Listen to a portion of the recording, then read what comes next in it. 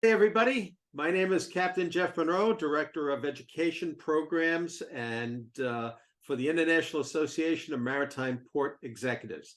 And I'd like to welcome you to another episode of Port Perspectives, a program we designed to talk to leading people in the industry about some of their backgrounds, about some of the work that they're doing, and also to get an opportunity to kind of provide some direction and guidance to particularly our young people coming into the industry. And today I have a special guest, Winston Ziegler, who is the head of sales for the USA and the Caribbean at Liebherr Maritime Cranes. And I thought it'd be very interesting to talk to somebody about equipment, fundamentally because there's so many technological changes that are going on right now in the industry, and we'd like to hear a little bit about it. But it's also about, how somebody becomes the head of sales for the United States and the Caribbean. So, Winston, welcome. Nice to have you with us. You and I have known each other for a long time, and Indeed. we bought some of your cranes way back when, when I was up in Portland and stuff like that. So it's great to have you with us. So tell us a little bit about yourself. Hi, Jeff. So yeah, no, thanks so much for having me on your podcast. And indeed, it goes the meantime goes back a few years even for you and I, because I've been now 12 years now, obviously in the US now. Yeah, I mean going back, I mean originally I guess working career started off with BMW. So I was working as a design engineer for, so that start at that time was for the seat designs at BMW, and so I was working on the engineering side of that. And then I was looking to go into sales, and at that time, BMW wasn't employing, but I knew Liebherr was, and they had this offshore crane department, and so they were looking for people in their sales team. And the interesting thing was that that time was a 12, 15-man office taking care of the products worldwide. And that intrigued me, just obviously having an international open background. So then I moved then to Austria at the time and started there. So it was 3 or 4 years there at the factory in Austria with Liebherr. And then got involved with some of the heavy lift cranes they were doing. So they were doing then just started with a 1,600 ton crane. Today they do 5,000 tons. So it was already fascinating of the big oil and gas industry at the time out there, and also the developing wind offshore industry up in here in the at least for Germany and Denmark at the time. And I just then wanted to go abroad again, and so they needed somebody in the Miami office. And so obviously having an American passport helps for the employer. So they were like, "Come on, get out there." So I joined then it was predominantly the mobile harbor cranes, but also supporting the ship and offshore cranes. And so started off there. Then obviously we had existing customers, started to visit them all, get to know them, got to know the market. And just, yeah, I mean, obviously a lot has happened in 12 years' time. I'm sure we get into it a little bit more. But basically, just with time, at one point I was covering the whole US by myself.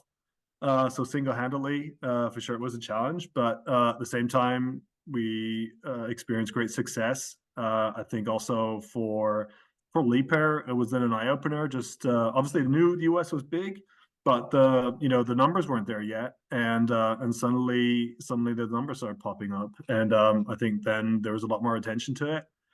And fast forward today, if we look at obviously, I mean, somehow we're still a small player in it all.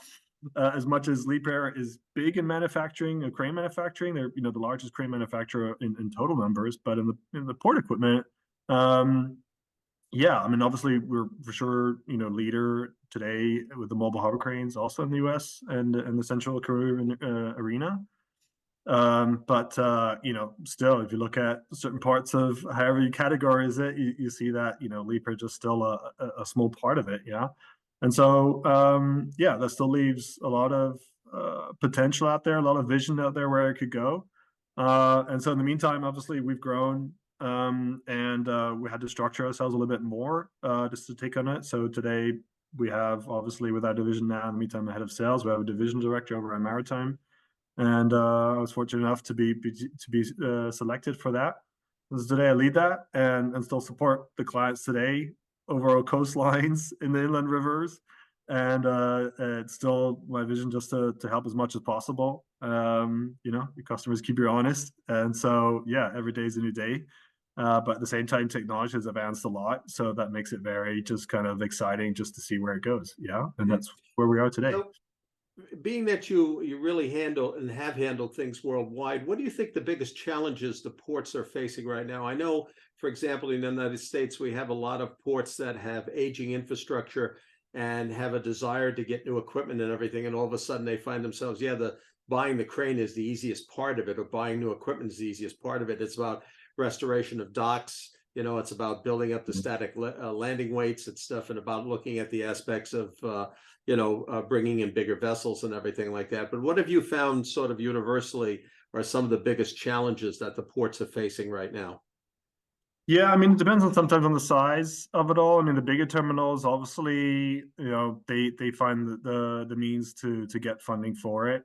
You know, if it's for the kind of intermediate size ones, then they're interested in finding funding on it.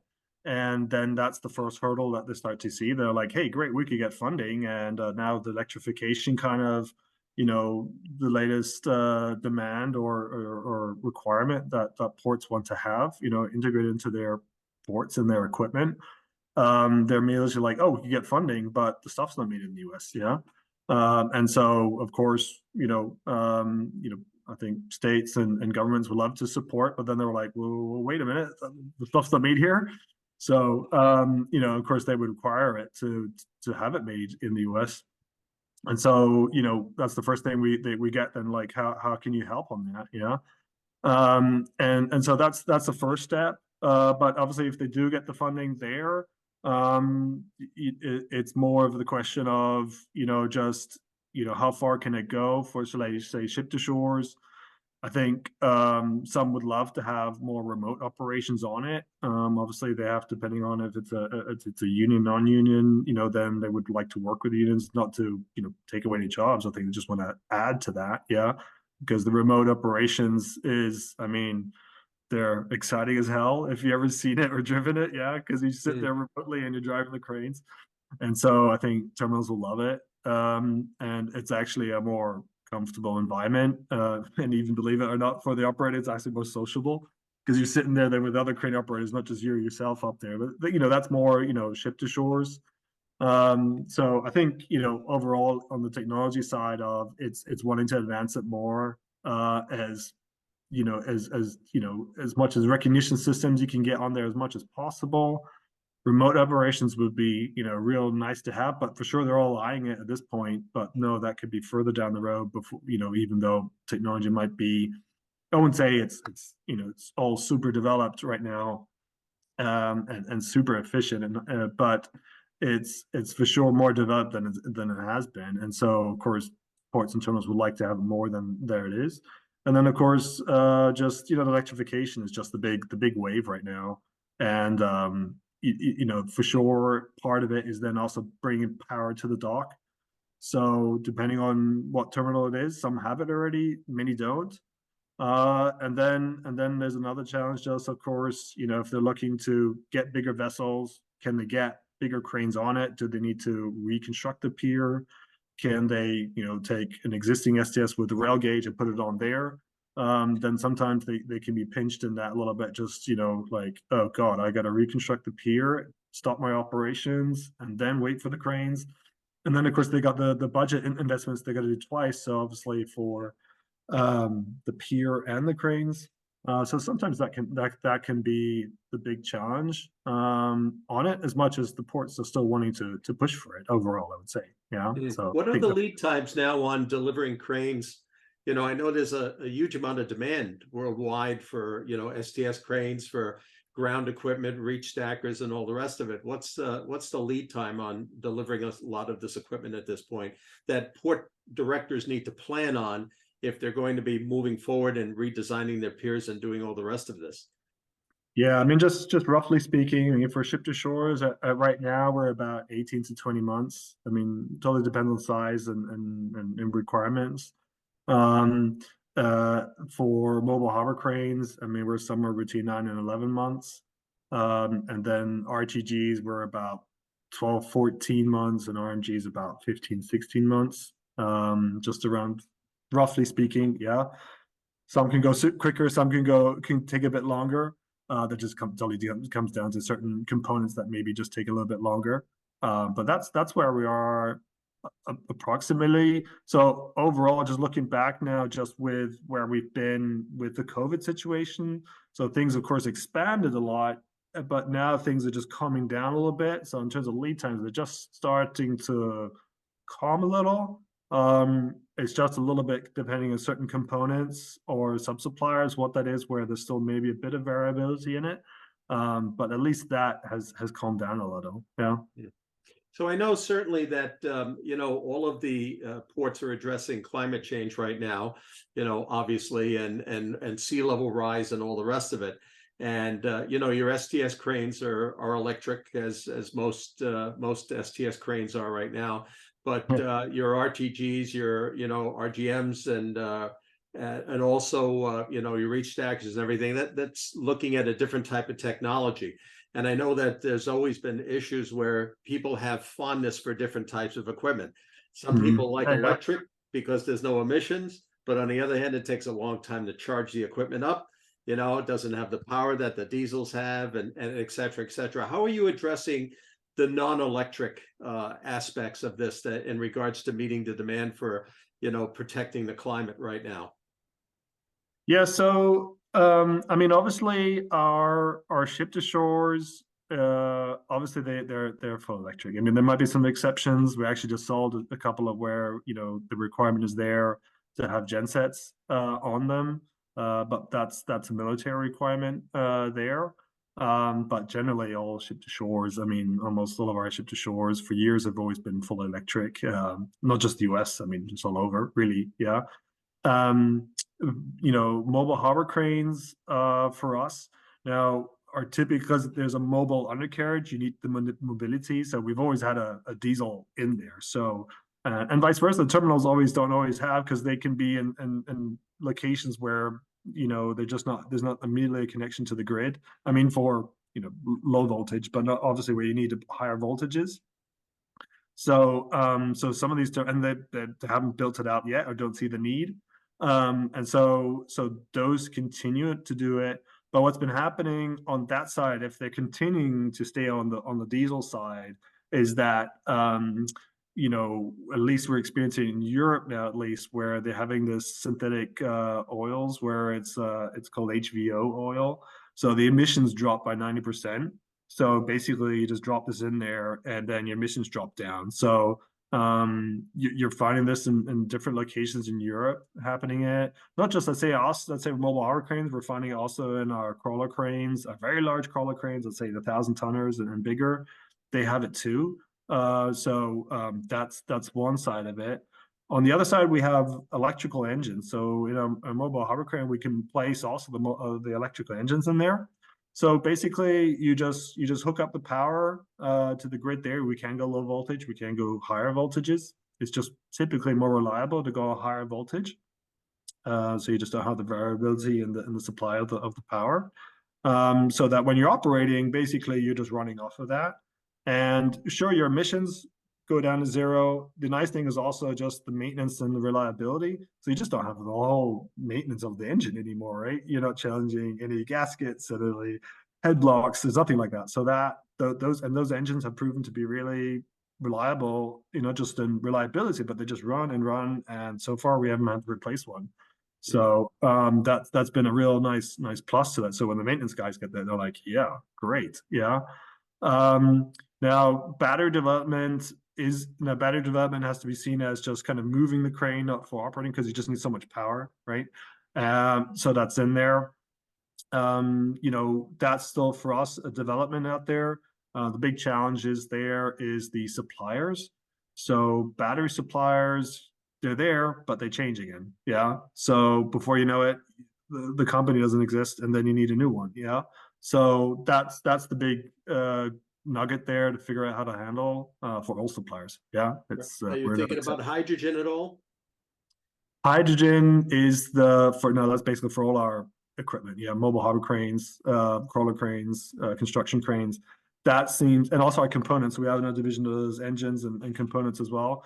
That seems the real interesting part now, where let's see where this goes. So there's research and interest being done that on for sure on the Liebherr side, and seen it in a couple of applications. I haven't seen just the wave of it happen in the ports just yet, but I do see that as, you know, potential one there that could go off. Ammonium, just research projects, a couple trials, but nothing yet where I could see that just taking off just yet. Yeah, you know, I mean, there's a couple of additional things where we're trying to put, let's say in our electrical equipment, we'll put capacitors in there. So you'll try to shave off some of the peaks. So for instance, in our RTGs, you have the interesting thing, let's say you see the picture in the background of me, you might have 30 RTGs, and the lifts, of course, is where it takes all the energy, right? And that's where you need the peak energy. Generally, when they're running idle, it's a lower power base that's needed. But when you're doing the lifts and you have, let's say, a lot of RTGs or automatic stacking cranes, you have a lot of power that's needed there and need it promptly. But if you have the supercapacitors, they can shave off those peaks, and so you don't need such a a high or big power supply, or even if it's an RTG, you still might need the diesel, but yeah, you might not need as a big size of an engine. Now that depends on the requirements at the end of the day, but that's also something we've integrated, say, into our ship to shores. We have it different on a mobile hover crane, which is predominantly hydraulic, but we have accumulators, which is kind of the same concept. So we used to have a double motor in there, but we're able to keep now the same engine in it, the same side, but we have an accumulator, which basically takes off these peaks as well. So we have those predominantly, let's say in our bulk applications in the US, predominantly those will go, let's say into a bulk port.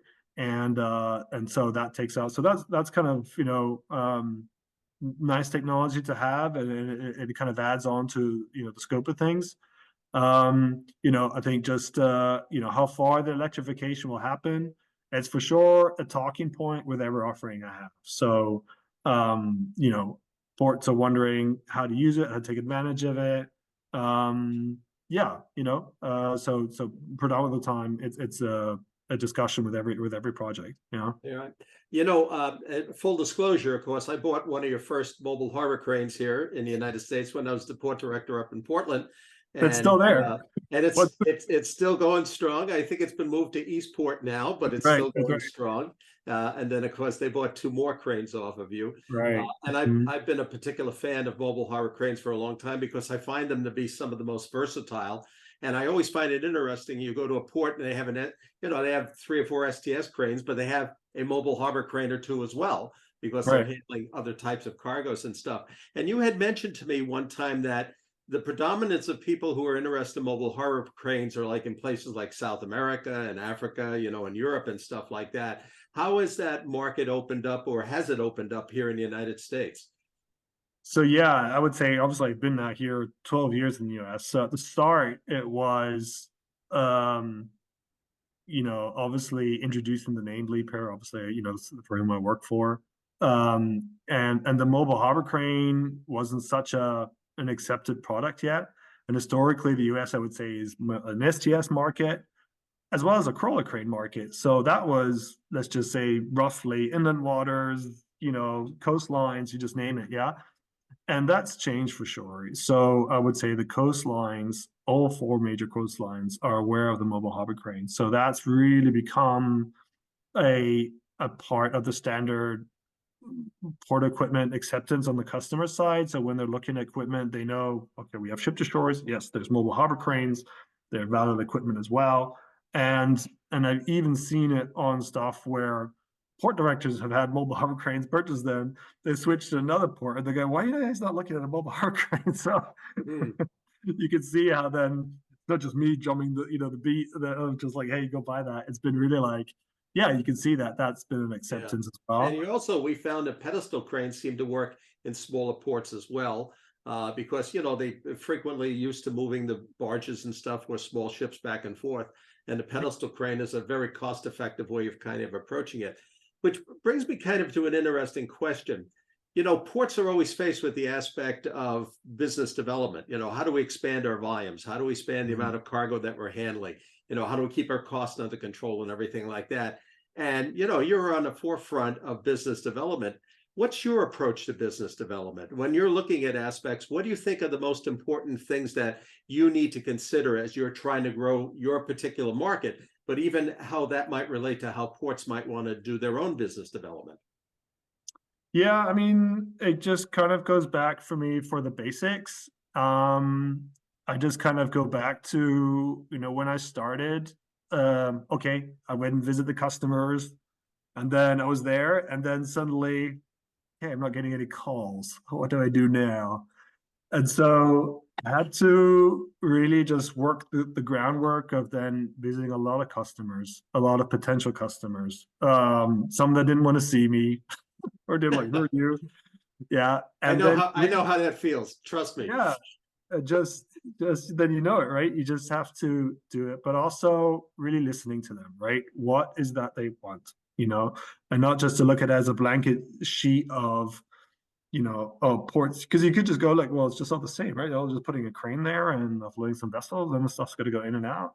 But you really look at it and you listen to them, it's suddenly the ports are very differentiated. They're in different phases of where they are. And so you have to then also, once you do talk to them, provide as much info as you can for them, even if they're not ready yet or not wanting to be in the market, or even if there's maybe no apparent interest, because they're still listening, right? And they're still curious to see what you have to offer. And then it doesn't matter if it's training or equipment or how to, because in the end they're trying to provide a service for their customers, and you got to figure out what's important to their customers. So once you kind of understand that and what kind of the angle it is and are sensitive to that, then you start to see where their needs are, where the challenges are, and then you also start to see where the services and products that oneself offers, how to fit that in and pitch that. And then really also just being, for sure for me, it was just being persistent. Yeah. I mean, you just got to keep visiting, keep calling, keep seeing. Of course, there's going to be periods where it's important. Yeah. So you have to then, bounce on it. Yeah. And also just be full of conviction. Yeah. I mean, just I mean, I know obviously for whom I work for. Yeah.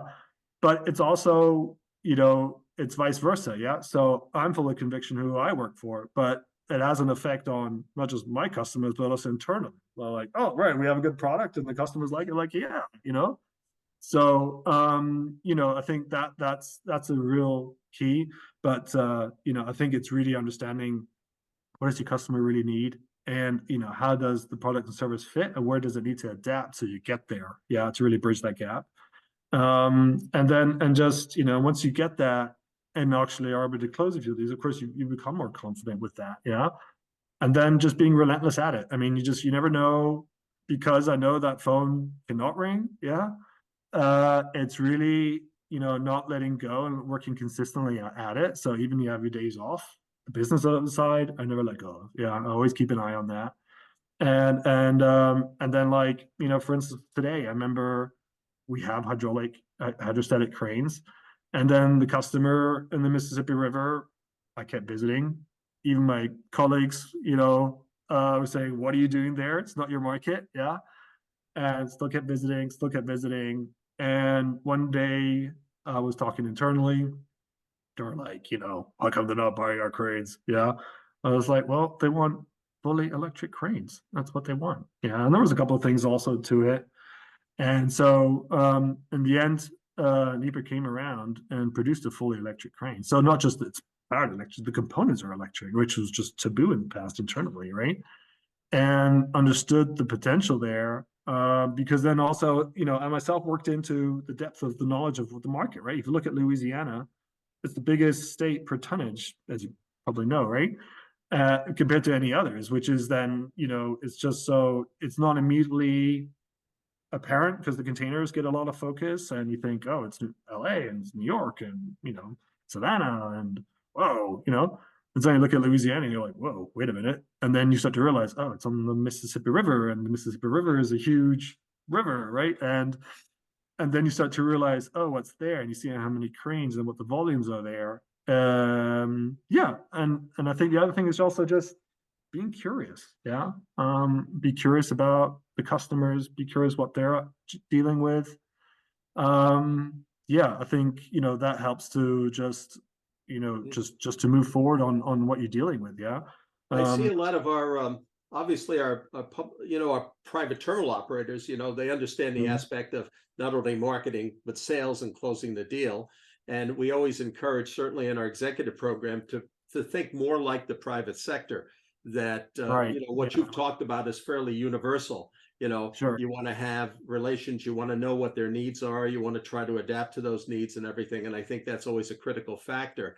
And of course it's gospel in the private sector, but not so much in the public sector. And primarily because a lot of the ports themselves are landlord ports and everything. But they'll eventually, they invest in the STS cranes. A lot of public money goes into that.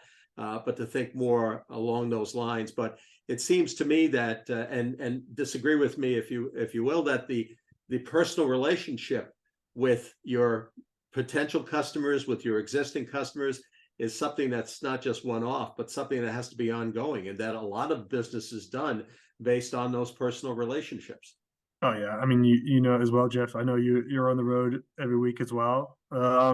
It's I mean it's vice versa. It's not just like say it's a must. It's the nice part of it, I would say, especially the industry that we deal with.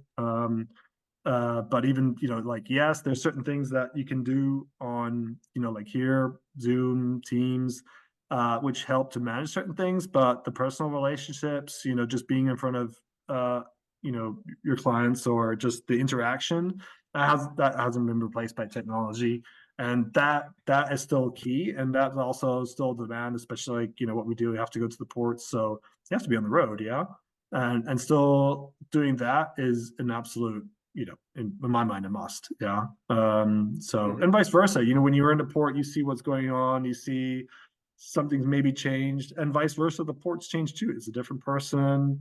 Then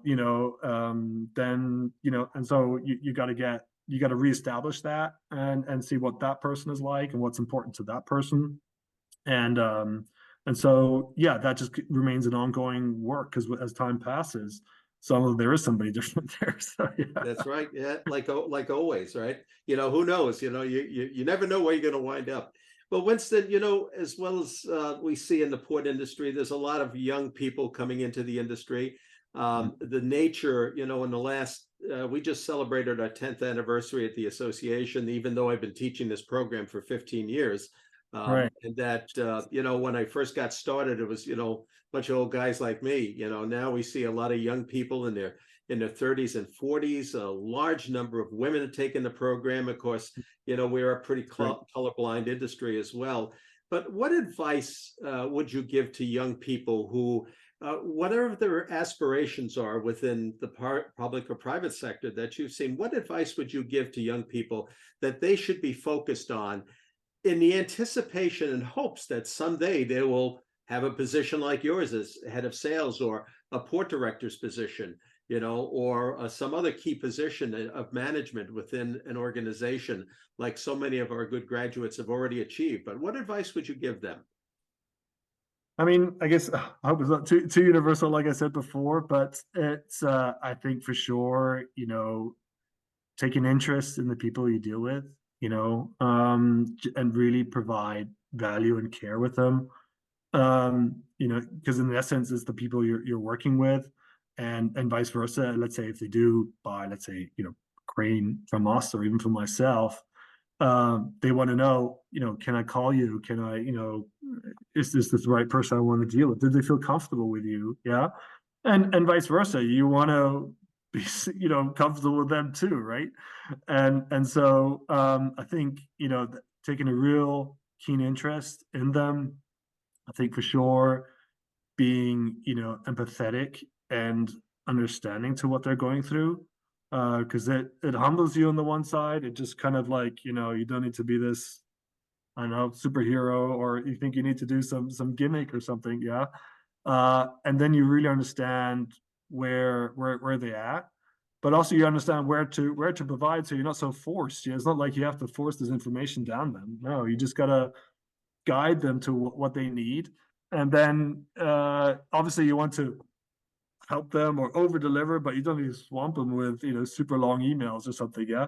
But I think with that you want to cater to them so that they're getting the information, so they're progressing to where they need to go, and making sure you actually are closing deals. Yeah. So that you can see then actually, like, not just for yourself, right, but I mean ultimate for yourself, because you need your self-esteem, right, but also that they can see, oh look, Liebherr's got a crane here, and oh, you've got one over there, and time passes, and then they're going, where are the last cranes you sold, right? And then so it's important to still push on that, I and think that's I think that's necessary. wonderful advice. I mean, Yeah. bottom line is that people need to persevere. If Yeah. it's not necessarily about planning out your career, it's about doing the very best at where you are, and that gets recognized, right? Yeah. Yeah. And I see, as I say, we see a lot of people going out, to several of our graduates of our program who are now port directors in New York, in New Orleans, in Savannah, Georgia, and places like that. And they've done very, very well. But as I say, they're getting younger. The crowds are getting younger. And even the international students we get, I see, are a lot younger. So I'm the oldest guy in the room, sometimes twice their age, but I find it. But I did want to take a moment also. You guys have been great supporters over the years with us, and certainly you were right there at the beginning with us and everything. And we're really great to have you as a corporate sponsor and corporate member of the IAMPE. Of course, we're not for profit, but we rely on industry to be supportive, and you've always been there. Not only just providing great things like pens and hats, but also information. I mean, it's very challenging when you have such a complex program of material to keep that material up to date. And I know that every time I've ever given you a call and needed information about equipment, technology, about different types of materials and stuff like that, even and estimates on pricing and everything, you've always been very forthcoming and we are very grateful for that. And I want to take a moment to thank you and to thank Liebherr for just all of the help that you've given us over the years and everything like that. And it was a real pleasure talking to you today.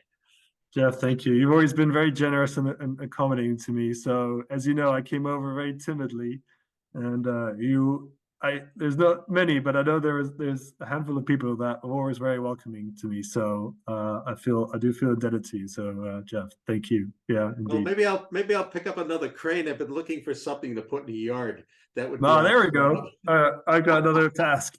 I'm already planning on that little model crane you get. It's already going to be a gift for my grandson in the not too distant future. Well, Winston, thank you so much, and my very best to you and to everybody at Liebherr. And thank you very much for all the help you've given us. And have a great day. And I thank everybody for joining us. I hope this has been insightful on our port perspectives, and stay with us on our series as we talk to some of the CEOs and senior management people in our industry. So have a great day, everybody, and take care.